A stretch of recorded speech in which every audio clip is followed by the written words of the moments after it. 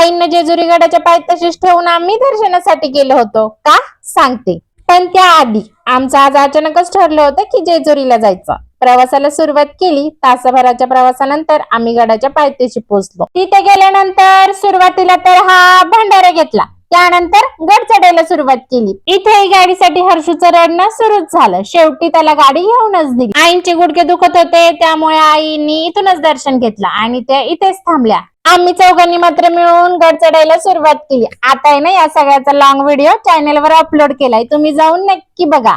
रविवारचा दिवस असल्यामुळे खूपच गर्दी होती त्यामुळे आम्ही बाहेरूनच दर्शन घेतले. त्यानंतर आम्ही तळी भरून घेतली. पावसामुळे तिकडचं वातावरण इतकं जास्त थंड होतं तरी पण हर्षूला आईस्क्रीम खायचीच होती. त्यानंतर आम्ही हळूहळू गड उतरायला सुरुवात केली. पुढे जाऊन आम्ही सगळ्यांसाठी प्रसाद घेतला. त्यानंतर आम्ही फायनली गडाच्या पायथ्याशी पोहोचलो आणि परतीच्या प्रवासाला सुरुवात केली. व्हिडिओ आवडला असेल तर सबस्क्राईब करा. चला भेटूया नेक्स्ट व्हिडिओ मध्ये. तोपर्यंत बाय.